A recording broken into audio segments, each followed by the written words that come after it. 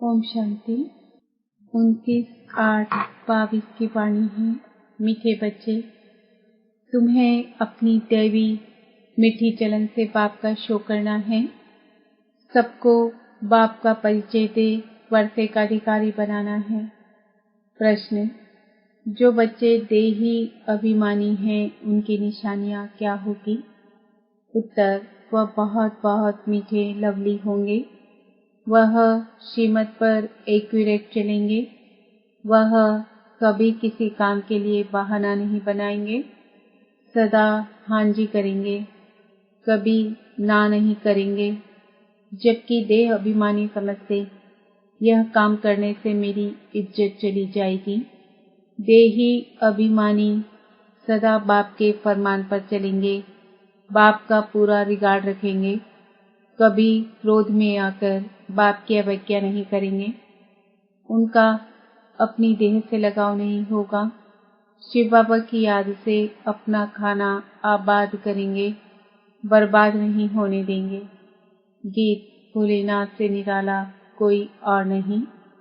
इतनी सारी बड़ी दुनिया है, इसमें भारत खास और यूरोप आम कहें, क्योंकि भारत तो प्राचीन ही है। यह तो समझते हैं असुल भारत ही था। सब धर्म वाले यह तो जानते ही हैं कि हम एक दो के पिछाड़ी आए हैं, हमारे आगे भारत ही था। यह तो समझ की बात है ना। तुम बच्चे जानते हो कि बरोबर भारत ही प्राचीन है। उस समय भारत ही बहुत धनवान था, तो स्वर्ग कहा जाता था। इस समय तो कोई मनुष्य मात्र बाप को जानते ही नहीं, सिवाय तुम बच्चों के। 100 नंबरवार पुरुषार्थ अनुसार है, तो हर एक खुद समझ सकते हैं कि बेहद के बाप को नहीं जानते। पुकारते हैं, भक्ति करते हैं, परंतु बाप की बायोग्राफी किसको पता नहीं है। गाया भी जाता है कि फादर शोज सन, सन शोज फादर। अब तुम बच्चों को ही बाप का शो करना है। फादर तो अपना शो नहीं कर सकता, फादर तो बाहर नहीं जाएगा। तुम बच्चों को ही बाप का परिचय देना है। यह भी समझते हैं कि बेहद का बाप स्वर्ग का रचयिता है। उनको अगर जानते तो आश्चर्य लगता है, हम भगवान के बच्चे दुख में, आयरन एज में क्यों? यह प्रश्न भी तुमको पूछना है। पहला प्रश्न पूछना है, तुम्हारा परमपिता परमात्मा से क्या संबंध है? पूछने वालों को तो जरूर मालूम है, और कोई भी पूछता नहीं, क्योंकि मालूम नहीं है। तुम कोई से भी पूछ सकते हो। यह तो कॉमन रीति से सब कह देते हैं, ईश्वर सर्वव्यापी है, परंतु सर्वव्यापी का तो कोई अर्थ ही नहीं। दुख हरता सुख करता कहते हैं ना। दुख मिटाने वाला, सुख देने वाला तो एक चाहिए ना। तुम थोड़ा भी टच करेंगे तो समझेंगे बरोबर सतयुग में सुख ही सुख था। अभी तो दुख ही दुख है, तो जरूर सबके दुखों को बाप ने मिटाया होगा। यह तो अति सहज बात है, तुम्हारी समझ में आता है। हम पारलौकिक माता पिता के बने हैं। यह ज्ञान की बातें अभी यहाँ चलती है, सतयुग में नहीं चलती। वहाँ तो न ज्ञान है न ज्ञान है। ज्ञान देने वाला वहाँ कोई है नहीं। ज्ञान से तो प्रारब्ध पाली। तुम अभी ज्ञान से प्रारब्ध पा रहे हो। नंबरवार पुरुषार्थ अनुसार देही अभिमानी बनना बड़ी मेहनत की बात है। शिव बाबा की सर्विस में जो तत्पर रहेंगे वही देही अभिमानी बन सकते हैं। देह अभिमान आ जाने से फिर उनसे वह खुशबू निकल जाती है। उनकी चलन से ही सारा मालूम पड़ जाता है कि यह देह अभिमानी है। देही अभिमानी बहुत मीठे लवली होते हैं। हम एक बाप के बच्चे ब्रदर्स हैं, आपस में भाई बहन भी हैं। दोनों ही श्रीमत पर एक्यूरेट चलने वाले हैं। ऐसे नहीं कि एक श्रीमत पर चले, दूसरा बहाना बनाकर बैठ जाए।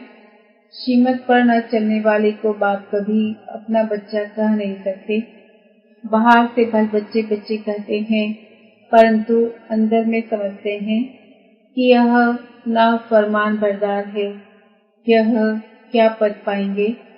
बाप दादा दोनों समझ सकते हैं, श्रीमत पर अमल नहीं करते हैं, देह अभिमान के कारण श्रीमत पर चलते नहीं हैं।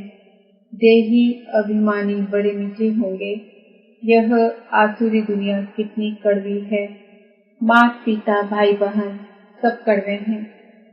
यहाँ भी जो देह अभिमानी है वह कड़वे हैं। अभी तो तुम देह ही अभिमानी बन रहे हो। कोई तो सिर्फ तमो प्रधान से तमो तक आए हैं, सिर्फ प्रधानता निकली है। कोई रजो तक पहुँचे हैं। सतों में तो कोई कोई आए हैं। ऐसे नहीं कि धीरे धीरे आते जाएंगे। कब तक धीरे धीरे चलते रहेंगे। देही अभिमानी को कभी देह का अभिमान नहीं रहेगा कि यह काम मैं क्यों करूं, इसमें मेरी इज्जत जाएगी। तुम पाकिस्तान में थे तो बाबा भी बच्चों को सिखाने के लिए सब काम करते थे कि देह अभिमान न रहे। देह अभिमानी बनने से सत्यानाश हो जाती है। बाहर में जो प्रजा बनने वाले हैं उनसे भी गिर पड़ेंगे। प्रजा में जो साहूकार बनेंगे उनको भी नौकर चाकर मिलेंगे। यह तो और ही जाकर नौकर चाकर बनते हैं। इनसे तो वह साहूकार अच्छे ठहराना। बुद्धि से काम लिया जाता है तो समझ में आता है। जो बच्चे नहीं बनते हैं, सिर्फ मददगार बनते हैं तो भी अच्छे धनवान बन जाते हैं। उनको नौकरी करने की दरकार नहीं रहती। यहाँ तो नौकरी करनी पड़ती है। पिछाड़ी को करके राज्य भाग्य मिलेगा। सजा तो खानी पड़ती है दोनों को। इन सभी बातों को ज्ञानी तो आत्मा समझ सकते हैं। अज्ञानी देह अभिमानी हैं। उनकी चाल ही ऐसी है। समझा जाता है कि ये कोई काम का नहीं। यहाँ तो बच्चों को श्रीमत पर चलना पड़े, नहीं तो माया बड़ा धोखा देने वाली है। झट देह अभिमान आ जाता है। देह अभिमान को मिटाए। देही अभिमानी बनने में ही मेहनत है। यहाँ रहने वालों को तो फिर ब्राह्मणों का संग है। बाहर तो दुनिया बहुत खराब है। ज्ञान में संग ऐसा होना चाहिए फर्स्ट क्लास जो उससे पूरा रंग लगे। देह अभिमानी का संग मिलने से एकदम मिट्टी पलीत हो जाती है। फिर फरमान पर भी नहीं चलते हैं। बाबा कहते हैं अगर हमसे आकर पूछो तो झट बताएंगे तुम फरमान बरदार हो व नहीं। नंबरवार पुरुषार्थ अनुसार बहुत अच्छे अच्छे हैं जो दिल को खुश करते रहते हैं। दुनिया में तो बड़ा दुख मारामारी है। खून खराबी बहुत है। इनको कांटों का जंगल कहते हैं। तुमने इनसे किनारा कर लिया है। अभी तुम संगम पर हो। बुद्धि में है। हम गृहस्थ व्यापार में रहते संगम पर खड़े हैं। अभी हम कांटों से फूल बनते जा रहे हैं। कांटों से पल्लव निकलता जा रहा है। दुनिया में रिलीजियस सिर्फ तुम ही हो, वह भी नंबरवार पुरुषार्थ अनुसार। जो बाप को ही नहीं जानते वह हुए इरिलीजियस कहते भी हैं। धर्मी और अधर्मी, पांडव और कौरव। पांडवों की स्थूल युद्ध कोई है नहीं, तुम्हारी है माया के साथ गुप्त युद्ध। अगर तुम बाप को याद नहीं करेंगे तो माया का थप्पड़ लग जाएगा, तूफान आएगा। बाप कहते हैं अभी तुम्हारा मुख है उस तरफ और पैर है इस तरफ। हमेशा याद करते रहना चाहिए नई दुनिया को। ग्रस्त व्यवहार में तो रहना है। बाप कहते हैं निर्बंधन हो रहने वालों से ग्रस्त में रहने वालों की अवस्था अच्छी है। सब तो एक जैसे नहीं हो सकते, नंबर बार है।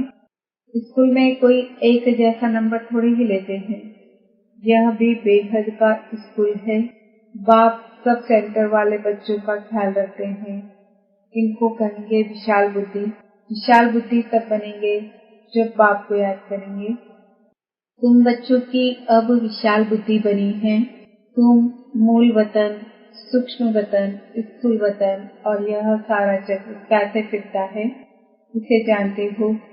इसको विशाल बुद्धि व बेहद की बुद्धि कहा जाता है। मनुष्यों की है हद की, तुम्हारी बनती है बेहद की बुद्धि।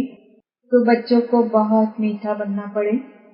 जितना मीठा बनेंगे, संपूर्ण बनेंगे, उतना वह भविष्य में अविनाशी बन जाएगा। देखना चाहिए कि हमारे में देहाभिमान तो नहीं है। अगर कोई काम में ना करते हैं तो समझा जाता है इनमें देह अभिमान है। सत्युग में सब देही अभिमानी होते हैं, जानते हैं एक पुराना शरीर छोड़ नया शरीर लेना है। यहाँ तो कितना रोते हैं, देह अभिमान है ना, देह पर बहुत प्यार है। तुम बच्चों के लिए यह दुनिया जैसे है ही नहीं। अशरीरी आए थे, अशरीरी बन जाना है। बेहद का बाप बच्चों को पढ़ाते हैं, उनका कितना रिगार्ड रखना चाहिए। बंदर किसका रिगार्ड नहीं रखता। हाथी को भी गुर्र गुर्र करेगा। तो जो अंदर के कड़वे रहते हैं उनको बाप सपूत थोड़े ही कहेंगे, कहेंगे इससे तो बाहर रहने वाले अच्छे हैं। रिगार्ड तो रहता है, यह भी ड्रामा ही कहेंगे। आज अच्छा चल रहा है, कल माया का तूफान लग जाता है। समझते नहीं कि हम कोई तूफान में हैं। बड़े बड़े को भी तूफान तो लगते हैं ना, फिर भी ड्रामा कहा जाता। हम शिव बाबा से वर्षा लेते हैं, यह भूलने से खाना बर्बाद हो जाएगा। खाना आबाद होगा शिव बाबा के भंडारे से। इनको भूला तो झोली खाली हो जाएगी। प्रजा में भी साधारण पद पाएंगे, सजा तो बहुत खाएंगे। खुद छोड़ने से फिर औरों को भी संशय बुद्धि बनाते हैं। बाबा को तो तरस पड़ता है, परंतु माया का वार सहन नहीं कर सकते हैं। उस्ताद सिखलाते तो बहुत हैं, अचल अडोल रहना है। नहीं रहते हैं तो बाबा समझते हैं अर्जुन सिल्वर एज तक भी नहीं पहुंचे हैं। वंडर लगता है, ज्ञान पूरा न होने के कारण, शिव बाबा से योग न होने के कारण गिर पड़ते हैं। तूफान तो क्या क्या लगते हैं, चढ़ना और गिरना यह तो होता ही है। गिर गया तो फिर उठ खड़ा होना चाहिए। हमारा काम शिव बाबा से है। कुछ भी है हमको वर्षा शिव बाबा से लेना है। मम्मा बाबा भी उनसे ही लेते हैं, उनको ही याद करना है, उनकी मुरली सुननी है। नहीं तो कहाँ जाएंगे, हट्टी तो एक ही है ना। यहाँ आए बिगर मुक्ति जीवन मुक्ति मिल न सके। बाप के सामने तो आना है ना। हाँ, कोई बांधेरी है, बाबा की याद में मर पड़ती है तो वह भी अच्छा पद पा लेती है। यहाँ जो देहाभिमान में आकर अवज्ञा कर लेते हैं, उससे उसका पद अच्छा, क्योंकि बाबा की याद में मरीना अच्छा सौभाग्य है ना। इस ज्ञान मार्ग में कोई और तकलीफ नहीं है, बड़ा सहज है। यहाँ देही अभिमानी बहुत बनना है, बहुत देह अभिमान में रहते हैं। बाबा तो और कुछ कहते नहीं, सिर्फ दिल से अंदर तरस पड़ता है। शिव बाबा के भंडारे से शरीर निर्वाह करते हैं, यज्ञ की संभाल कुछ नहीं करते हैं तो पद क्या पाएंगे। इस यज्ञ की तो बहुत संभाल करनी है। जहाँ भी सेंटर स्थापन होते हैं वह शिव बाबा का ही यज्ञ है। इस यज्ञ रचने के लिए सिर्फ 3 पैर पृथ्वी चाहिए बस। कोई बूढ़े हैं, कुछ समझा नहीं सकते हैं। अच्छा, फिर कोई बहने तो भाई को बुलाओ, एक छोटा कमरा बना दो और बोर्ड लगा दो। बड़ा पुण्य का काम है। अभी कलयुग है, विनाश सामने खड़ा है। बाप से जरूर स्वर्ग का वर्षा लेना है। स्वर्ग का वर्षा मिलता ही है संगम पर, जबकि पुरानी दुनिया खत्म होती है, नई दुनिया स्थापन होती है। संगम पर वर्षा मिलता है जो फिर भविष्य के लिए अविनाशी हो जाता है। तुम बहुत समझा सकते हो, सिर्फ 3 पैर पृथ्वी चाहिए बस। 1-2 को उठाया तो भी कहो सौभाग्य। तुम एक ही मंत्र देते हो, मन मना भाव सिर्फ कहते हो बाप को याद करो तो अंतमति सुगति हो जाएगी। बाप स्वर्ग का खजाना देते हैं, सुना बस बुद्धि में बैठा, स्वर्ग में आने लायक बन गया। जगह देने वाले को हक मिल जाता है। बाबा इतना सहज करके बताते हैं, कोई को सुखधाम का रास्ता बताओ, प्रजा बनी वह भी अच्छा। नंबरवार बनते जाएंगे। 3 पैर पृथ्वी का मशहूर है, इससे तुम विश्व के मालिक बनते हो। प्रजा भी कहेगी ना, हम विश्व के मालिक हैं। शुरू भी 3 पैर पृथ्वी से हुआ, 1 कोटि थी, फिर धीरे धीरे बड़ा बनता गया। ऐसे बहुत आएंगे जिनको बाबा कहेंगे तुम ऐसे पैसे क्या करेंगे। तुमको बहुत अच्छी राय देते हैं कि 3 पैर पृथ्वी की ले लो, 10-15 हॉस्पिटल कॉलेज खोलो, अपने गांव में मकान किराए पर ले लो। यह तो सब खत्म हो ही जाएगा। इससे तो इस खर्चे में 10-15 सेंटर खोलो तो बहुतों का कल्याण हो जाएगा। तुम बहुत धनवान हो जाएंगे। तुम छोटी सी जगह में ये कॉलेज खोल सकते हो। तुमको सिर्फ रास्ता बताना है, अंधों की लाठी बनना है, जितना जगाना पड़ता है। बाप और बच्चे को याद करो तो बस तुम्हारा बेड़ा पार है। और कोई खर्चे आदि की बात ही नहीं। बेहद के बाप से बेहद का वर्षा लेंगे, समझाना बड़ा सहज है। अच्छा, मीठे मीठे सिखिल दे बच्चों प्रति माता पिता बाप दादा का याद प्यार और गुड मॉर्निंग। रूहानी बाप की रूहानी बच्चों को नमस्ते। रूहानी बच्चों की रूहानी बाप दादा को याद प्यार गुड मॉर्निंग नमस्ते ओम शांति। धारणा के लिए मुख्य साथ, फर्स्ट क्लास ज्ञानी तो आत्माओं का संग करना है, देही अभिमानी बनना है, देह अभिमानियों के संकेत से दूर रहना है। यज्ञ की बहुत प्यार से सच्चे दिल से संभाल करनी है, बहुत लवली मीठा बनना है, सपूत बनकर दिखाना है, कोई भी अवज्ञा नहीं करनी है। वरदान, ज्ञान गुण और शक्तियों से संपन्न बन, दान करने वाले महादानी भव। सारे दिन में जो भी आत्मा संबंध संपर्क में आए उसे महादानी बन कोई न कोई शक्ति का, ज्ञान का, गुणों का दान दो। दान शब्द का रूहानी अर्थ है सहयोग देना। आपके पास ज्ञान का खजाना भी है तो शक्तियों और गुणों का खजाना भी है।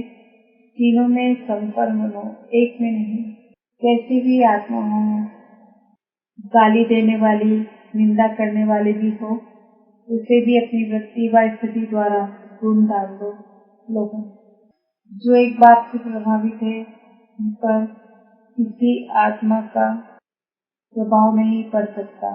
ओम शांति।